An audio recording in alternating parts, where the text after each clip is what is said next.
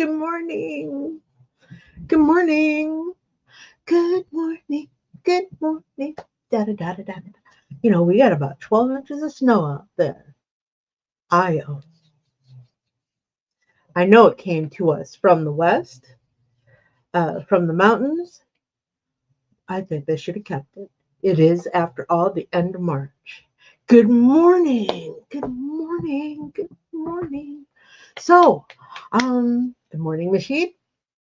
Right there, Cindy, Barb. Good morning. So, what are we going to do today? We are going to talk about using our uh, user manuals. I tell you, a lot of what I bring here come as the result of questions that people give me throughout the week. Um, and this week, somebody asked me about the settings on their machine. Well, I don't know the settings on your machine. I know the settings on my machine. Uh, do you know the settings on your machine? Um, so here, this is what we're going to talk about. So what did this person do? They raced over to their social media group that talks about their particular machine, and they typed in the question, "What are my settings for this?" And then they waited. Then they waited some more. Then they waited. And of course, this whole time, nothing's getting done on their machine. Um, and then they waited. Then they waited some more.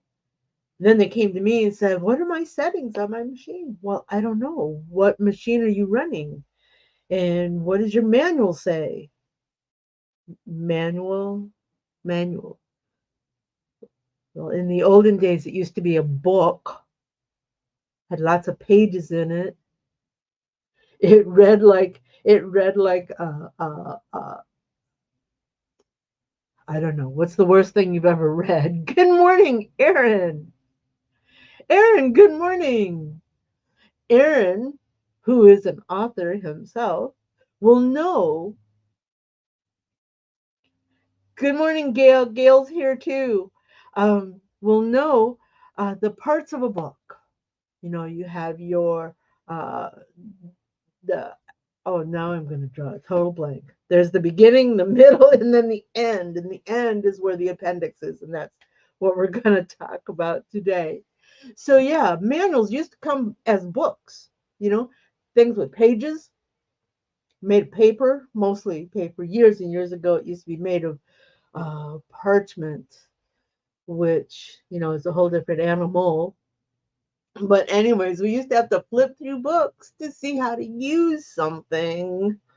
Um, Nowadays, about all you get is this little fold out thing that says starter guide. It tells you how to load software onto your computer. Uh, but there is a manual. You just don't know where to find it. So that's what we're going to do today. We're going to go find a manual. All right. And then we're going to use it.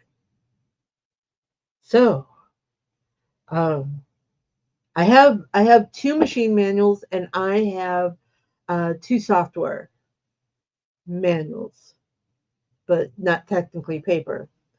What I want to do now is I'm in a dictionary. Yes, Cindy, not diction, dictionary. You got it. So, first one out there, throw me the name of your machine and we'll go look up your manual. Alrighty? Hey, Jesse, good morning. Good morning, good morning. Da da da da da da da da da da. All right, tell me what your machine is. Let's go look up your machine. Baradin.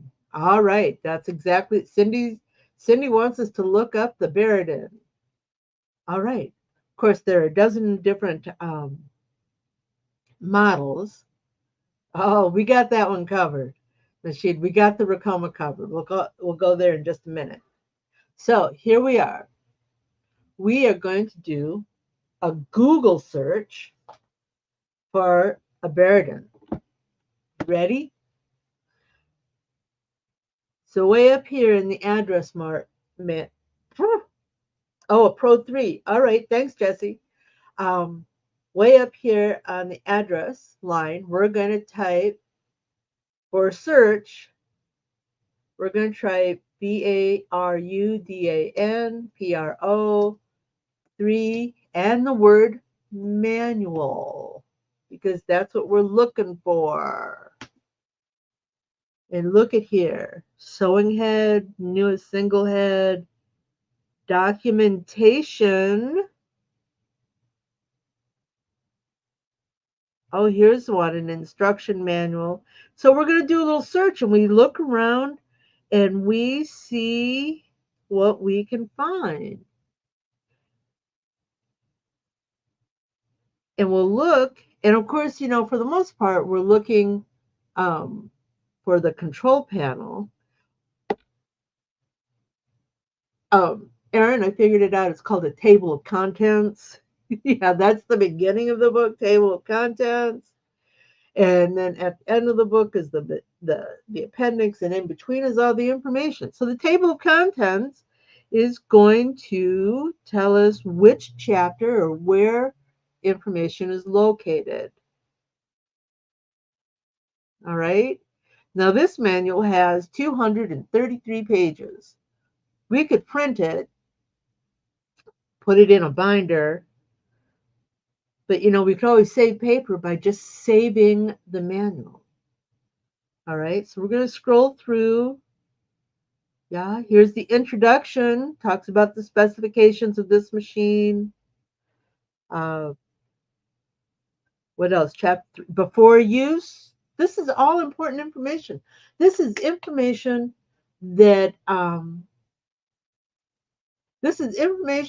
that you should make yourself familiar with. Back 100 years ago, I worked in an office setting. And one of my jobs was to write out an SOP, standard operating procedure, for the different things that we did in our office. And it wasn't just a standard operating procedure, it was also uh, keystrokes. How do you get to this location? Um, so that was a lot of detail. And I didn't know how Sally Joe over 3 aisles did her job, or John, um, cubicle behind me, did his job. I knew what their job was, but I did not know the keystrokes that they used. Gusta's here. Good morning, Gusta. Gusta's got 16 puppies on his property. Yes, he does. But I didn't know how to do their job. So what did I do? I went to the manual and did the research, found the information, and from there I could do uh, the steps into doing their job. And of course, the standard operating procedure also had a if and that, and it had a structure of, if this happens, go over here and then do this, and if that happens, then you need to come back this way and go here. It was all very detailed. Of course, that was 100 years ago, and who's got memory for that? So here we are. This is the manual for your machine. And this is something that you should look at when you first start out. It's got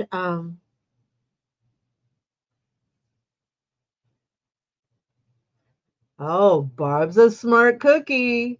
Look what she said here. Use manuals for all my machines, from embroidery to industrial sewing, sergers, cover stitch, regular sewing machines. I write in my manual and keep journals for reference. Exactly. That's what it's there for. This is your reference to how to do what you want to do with your machine. So let's say, for example, you've had your manual, And you probably should have looked at it before you started working with your machine just to familiarize yourself, but you didn't do that. And Jesse's never used a manual. That's what we're here for today. Everyone, Cindy, everyone should have their manuals with their machines, but I know they can get misplaced. And with that, remember I said a lot of manuals are not coming in book form anymore? They're coming as PDF downloads. Find a location on your computer, your primary data storage location, and save them. I know for my household equipment, I have those that came with paper books. I have a drawer in my kitchen that I put all my manuals in. For my data based manuals, I have a folder on my hard drive that says manuals, and under that, it is categorized by what type of equipment. Cindy's right. You should keep your manuals. Cindy says she just aged herself by making reference to keeping manuals with her machine. Referencing paper manuals. And Jessie says that her manual is on a USB, but she has not used it. Okay, so Jessie, if you open that manual, if there's something on your machine that you're not quite familiar with, and you open your manual, how are you going to find what you want? Well, you can look through the table of contents and find a general idea. But what if you need something specific? Well, if you go to the end of your manual,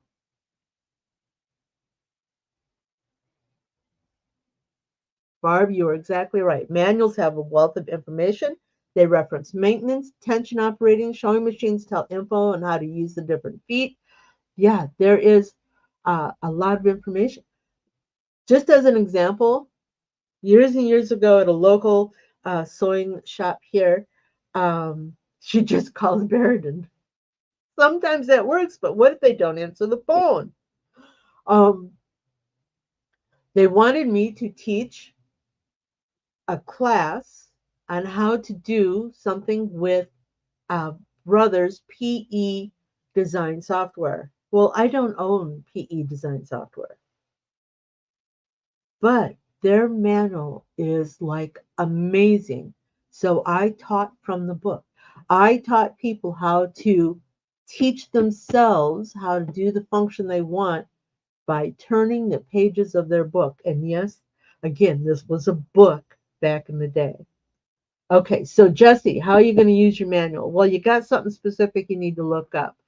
Go all the way to the back of the book or to the last page of the PDF and scroll up to previous pages. Look at that, checking the hook timing. God, this has got some really good information. Here's some troubleshooting. Your fabric is puckering. Here's some ideas of what can cause that.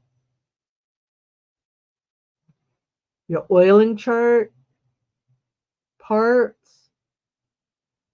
What am I looking for? More oiling. You were so right. Thank you. I'm scrolling through this book, having a good old time, and you guys can't see a thing. Basically, what I'm trying to get to from this point is we're all fixed, Jesse.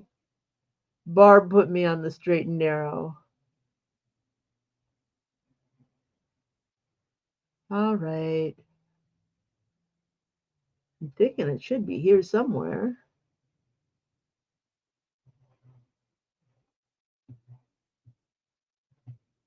Do, do, do. Chapter 2. Oh, I'm back to. Oh, this was. Oh, this is a different manual. That's the mechanic guide. All right. So, buttons, the appendix. Looking for the index. Nope, this one doesn't have an index. All right, let's go to another book. Let's go to, this is, oh, wait, no. Let's where'd it go? There it is. So, um, I'm still, that is,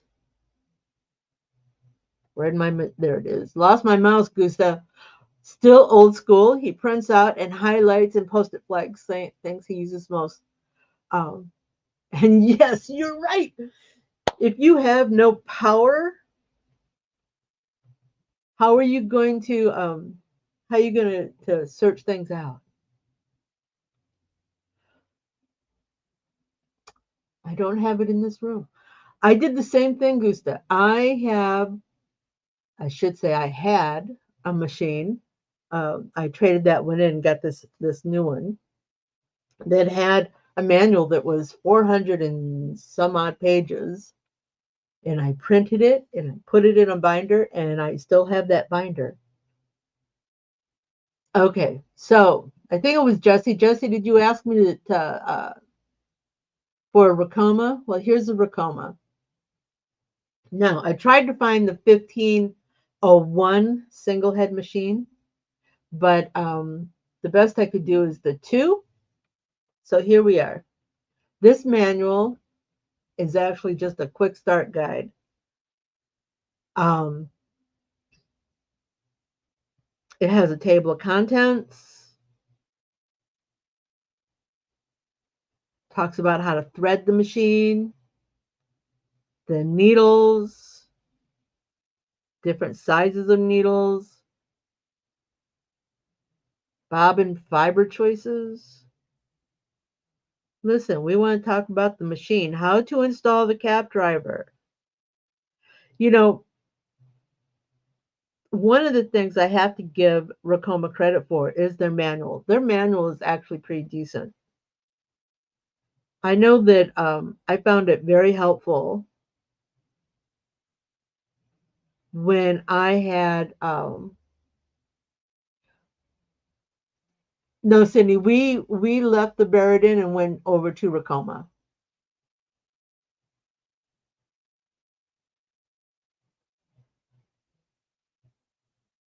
Oh wait, Cindy, you're talking to Jesse, aren't you? Sorry about that. Sorry, Jesse. So Racoma's manual is actually pretty decent. It's got some really good detailed uh, figures, pictures. Um, it's got some really good information regarding on the different equipment you use, why do needles break, changing needles. It's actually a very good um, manual. And in this case, again, this is a quick start guide, so it's it's not as detailed as a full manual. And I believe the full manual for Racoma is actually on a USB drive that comes with the machine that I no longer have. Um, so remember, we did a little search, and that's all you have to do is just type in your machine in your search bar. Racoma EM 1010 manual PDF. And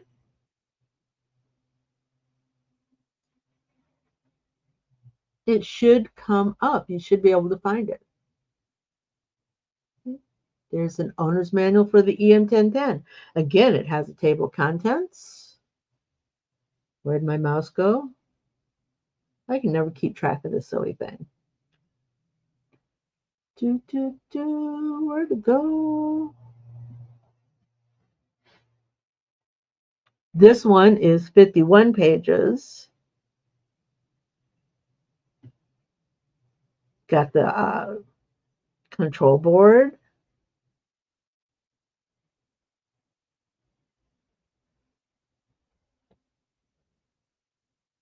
Oh, come along.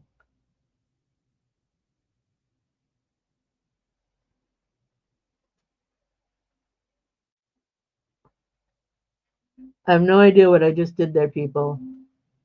So don't be afraid to go look something up in your manual. I'm trying to get to the appendix here.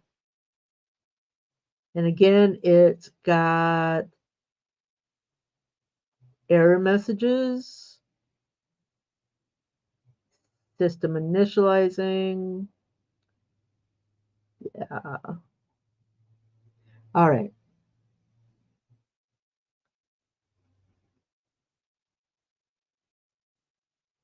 Barb's saying that I can, and again, where is the silly mouse? Barb's saying that I can put in a search area up here, and I can, and type in um, threading. And it should, if there's anything in the system, in the PDF for that particular item, of course, you need to spell it right. Let's see.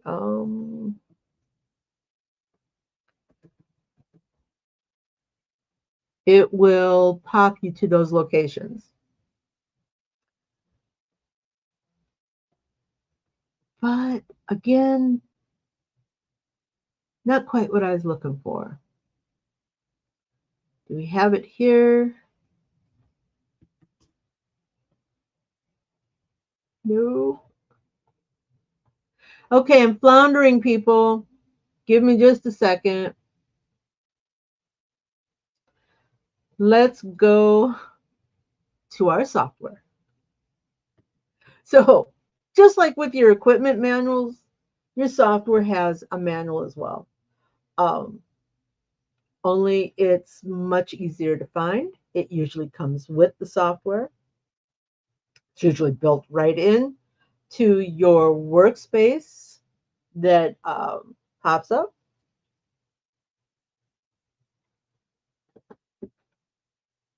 And it's under the help. Product help.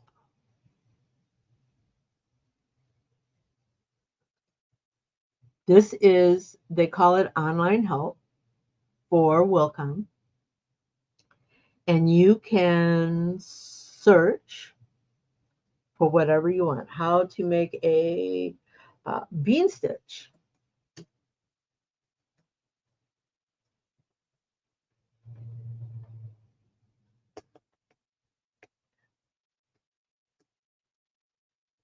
It's going to go find that.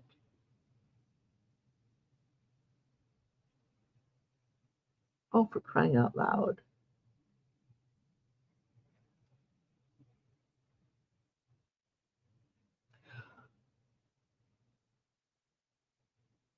Loading, loading, loading. I think I have too much open on my computer. I think I'm going to close this. Yeah, it doesn't take that much room.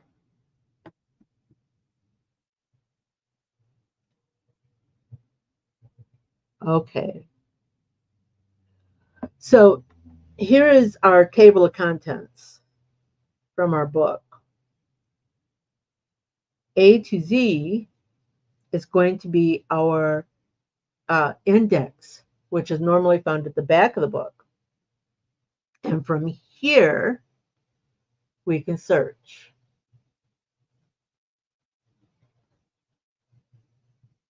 They don't call it a bean stitch. What do they call it? Oh, let's look up backstitch.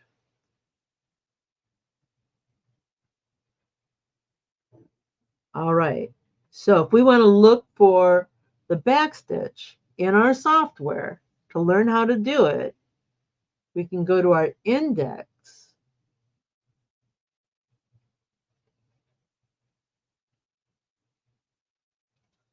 It's a good idea, Barb. She printed her Wilcom E4.5 book and then downloaded the manual parts to the DE version that were later added. for, and again, remember, Barb makes notes in her books for herself, which is awesome. Um, it's kind of hard to make a note here online. You can download it to be a PDF, and then you can make notes on the PDF, but it doesn't work as well as for Gusta's, like his flagging, his post-its, so that he can go straight to that page. So you're still going to wind up searching here. But here, our backstitch tool. It talks about the backstitch. It talks about what it looks like, the settings. What else do we want to learn? How do we, um, let's talk about underlays. You want to learn about underlays? There's the auto underlay, strengthening underlays. How about just underlay in general? So we click on underlay. Where to go? Come along, people. And it talks about the different underlays. These are things that you can find in your books, in your manuals, that can help you understand what it is you're trying to do.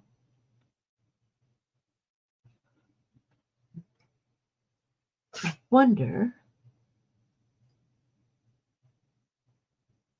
let's see, does this tell us how many pages there are?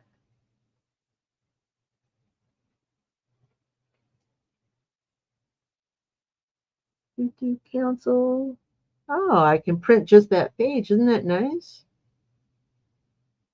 Let's see.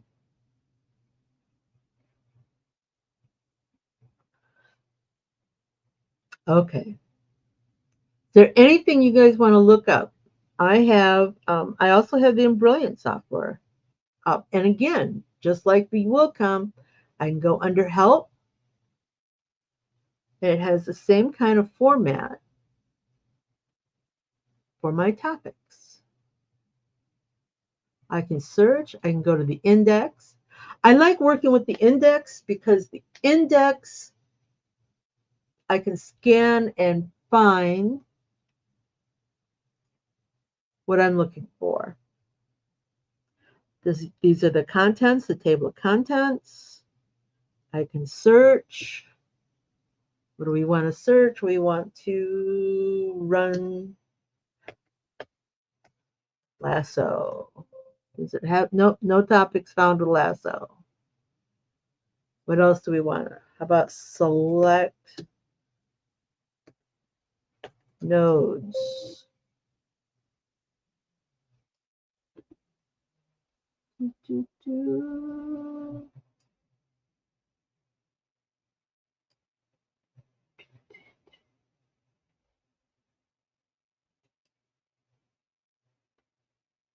Embroidery hoops. Evidently, I selected embroidery hoops.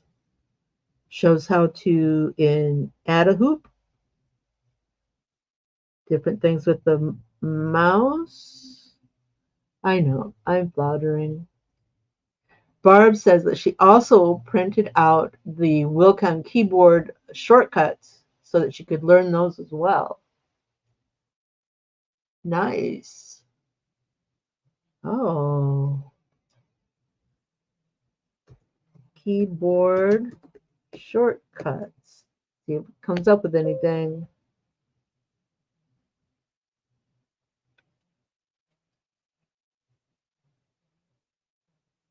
Navigate. Makes reference to the shortcuts.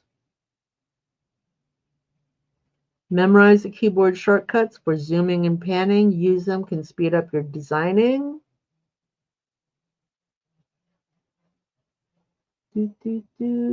Keyboard shortcuts. There they are, keyboard shortcuts. Ooh. Thank you, Barb. Let's go look for keyboard shortcuts over here.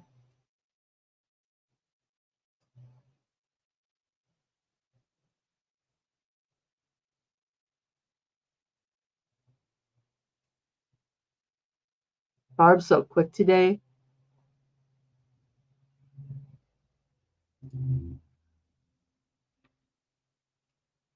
Where'd it go?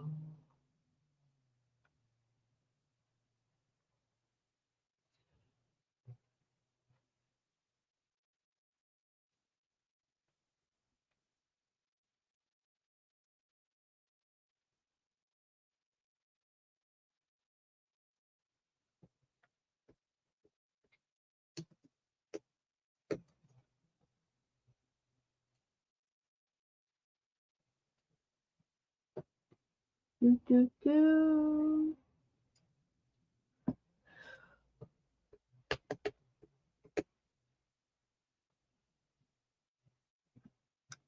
Searching, searching.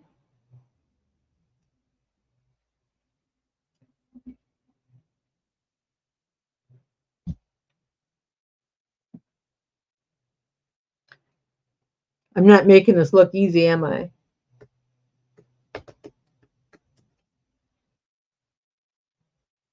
Do, do. This is not what I want to find.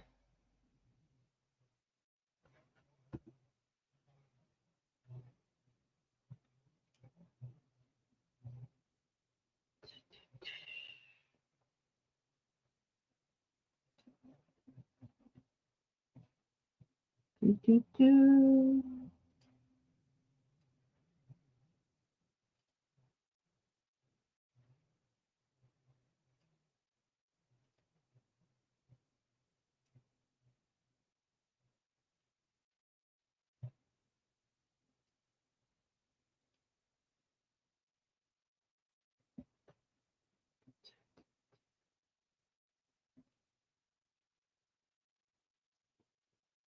$1,400 pages. That's a big manual.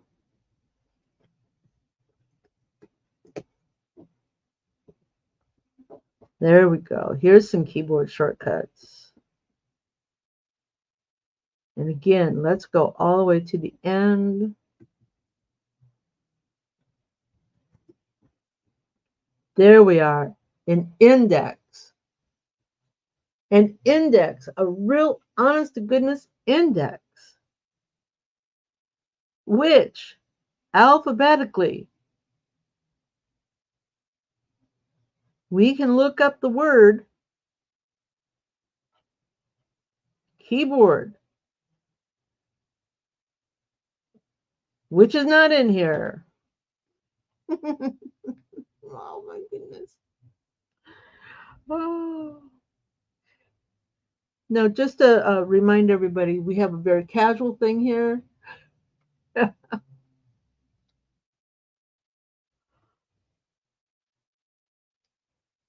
Gusta, that's a smart idea. He takes his keyboard shortcuts and he sublimates them onto a mouse pad for his new programs. So I'm assuming, I'm going to guess, that when he's working with a particular software, he brings out the mouse pad for that particular software. You guys are also smart. There it is.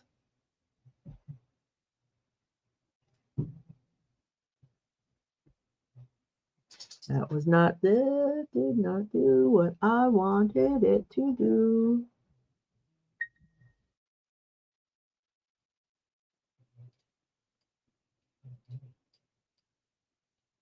Still a very good manual. Exactly. You. There we are. Keyboard shortcuts. Ta-da!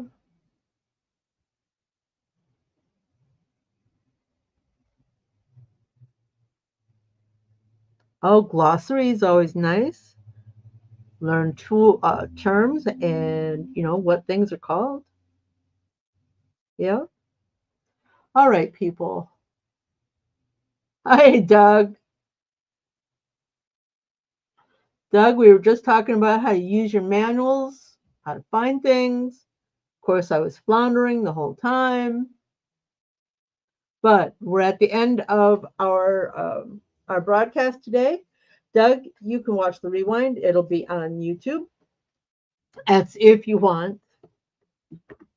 Um, but listen, uh, it's been great.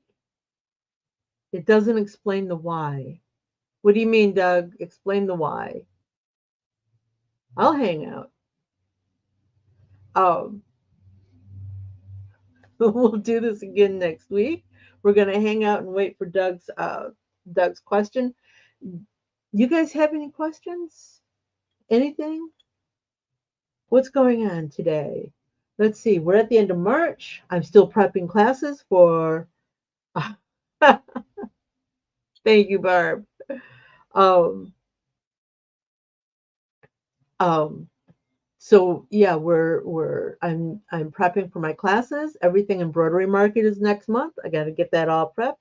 Uh, Display table is down. First class is prepped and in the box. Working on the second one. Uh, Thank you, Jesse. Doug, still waiting on the explain why.